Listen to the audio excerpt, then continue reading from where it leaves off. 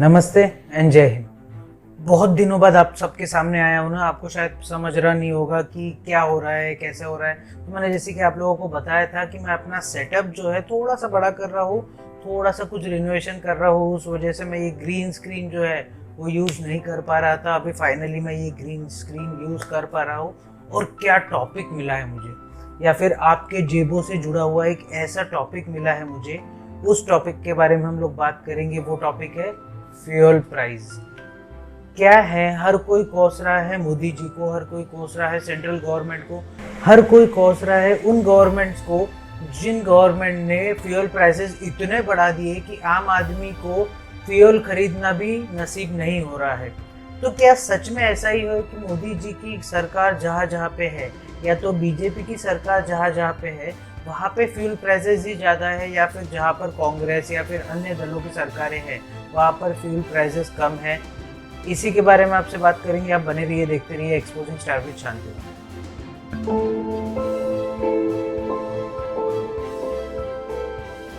तो आज का वीडियो थोड़ा सा छोटा सा ही रहेगा, ज़्यादा बड़ा नहीं करूँगा, क्योंकि जितना मुझे बोलना चाहिए ना वो उतना ही बोलने वाला हूँ।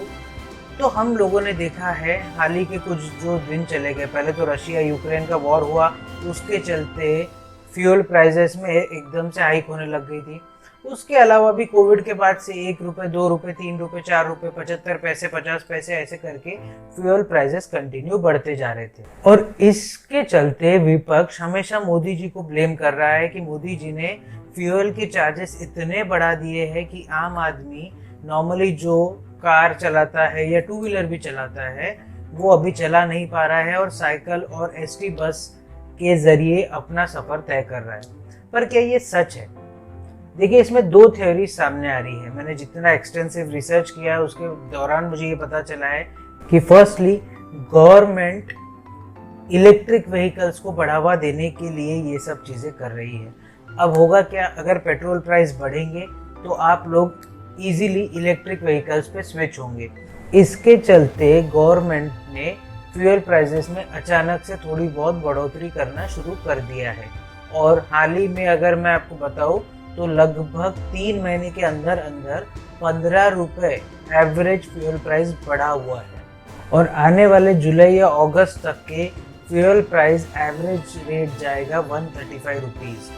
और गवर्नमेंट ये इसीलिए कर रही है क्योंकि उनको इलेक्ट्रिक व्हीकल्स, इथेनॉल व्हीकल्स, या फिर जो भी पर्यावरण को बचाने के लिए काम हो सके वो सब चीज़ें गवर्नमेंट करना चाहती है। धीरे धीरे हम लोग इसका इफेक्ट भी देखते आ रहे हैं। कई लोग इलेक्ट्रिक व्हीकल्स पे शिफ्ट हो चुके हैं, और बहुत सी बड़ी आबादी है जो आज भी डीजल या पेट्रोल पे ही चल रही है।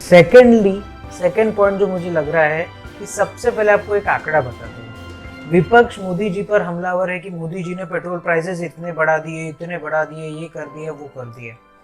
होता यह है कि स्टेट गवर्नमेंट का एक अलग टैक्स रहता है और सेंट्रल गवर्नमेंट का एक अलग टैक्स रहता है जो पेट्रोल के ऊपर हम लोगों को पे करना पड़ता है।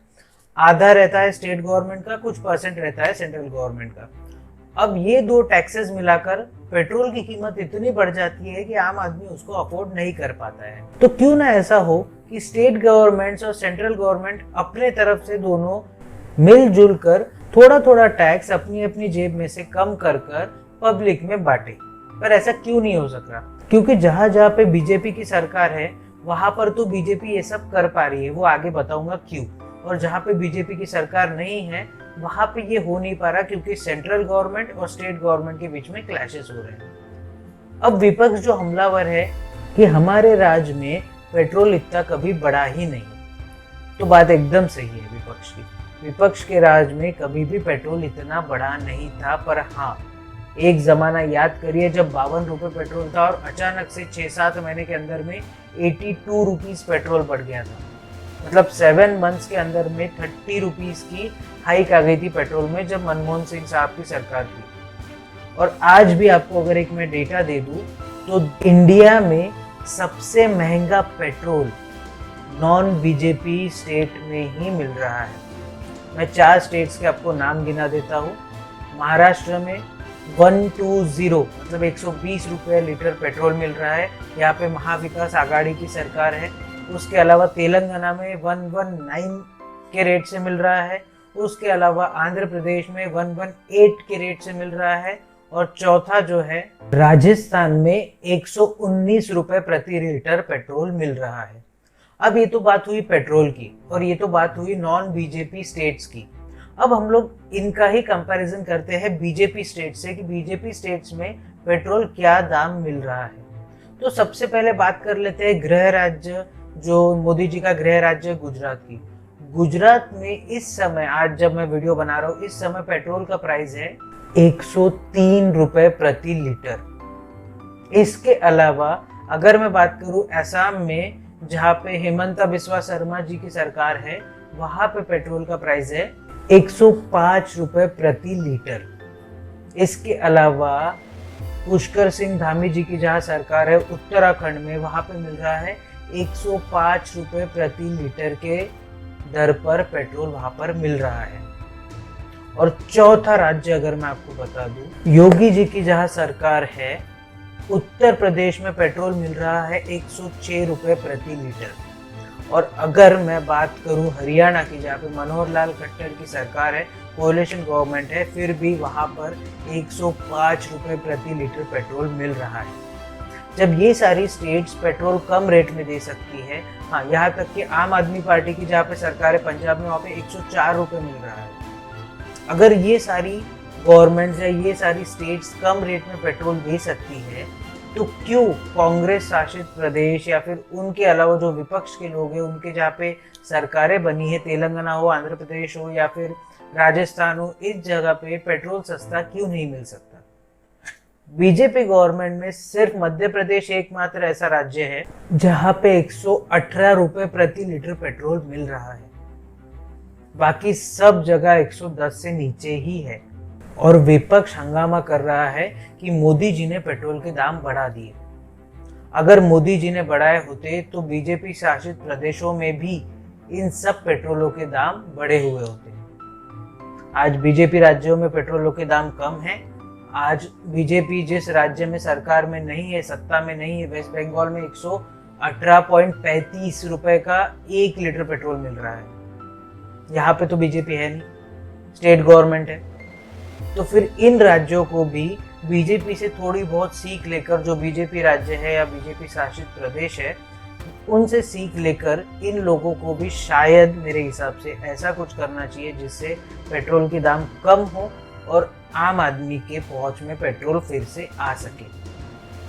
अब आइंदा अगर आपको कोई बोले ना कि पेट्रोल के प्राइस बीजेपी ने बढ़ाए हैं, तो ये जरूर बोलिएगा कि हाँ, पेट्रोल के प्राइस बीजेपी ने जरूर बढ़ाए हैं, पर हाँ, पेट्रोल के प्राइस बीजेपी शासित प्रदेशों में सबसे कम है और जहाँ पे बीजेपी की गवर्नमेंट नहीं है वहाँ पे सबसे ज्यादा है। देश का सबसे महंगा पेट्रोल बिक रहा है महाराष्ट्र में, जहाँ पे कोalition गवर्नमेंट है, एनसीपी, शिवसेना और कांग्रेस। अब इस बारे में आप क्या सोचते हैं, क्या नहीं, मुझे जरूर बताइएगा। और आप क्या कर सकते हैं, अपने हाथों की सफाई का जरूर से ध्यान रखिए। बार बार अपने हाथों से अपने चेहरे को मत छूइए। इसके अलावा सोशल डिस्टेंसिंग का ध्यान जरूर रखिए, मतलब अपने में और अगले में कम से कम 10 से 12 फीट का अंतर रखिए। इसके अलावा भारत में बनी कोरोना वैक्सीन कई प्रक्रियाओं से गुजरने के बाद आप तक पहुंच रही है, तो जब भी आपकी बारी आए कोरोना वैक्सीन जरूर लगवाइए। इसके अलावा जब भी आप अपने घर से बाहर निकले, अपने चेहरे को फेस मास्क से कवर करना ना भूलिए। इससे आप खुद की भी रक्षा कर पाएंगे और औरों की भी रक्षा कर पाएंगे। इसके अलावा जब भी कभी आपके लाइफ में डिप्रेस्ड हो, जब भी आप लो फील करो, कोविड की वजह से आपकी जॉब चली गई हो या कोई भी आपको प्रॉब्लम हो, तो इसके बारे में अपने घर वालों से बात कीजिए, जानने पहचानने वालों से बात कीजिए। डिप्रेशन में मत जाइए, डिप्रेशन को मार के इंडिया से भगाइए। और अगर मेरे पास में और भी कोई टॉपिक आता है तो उसके ऊपर मैं एक वीडियो बना दूंगा। तब तक के लिए आप बने रहिए, देखते रहिए एक्सपोजिंग स्टार विद शांतनु। जय हिंद।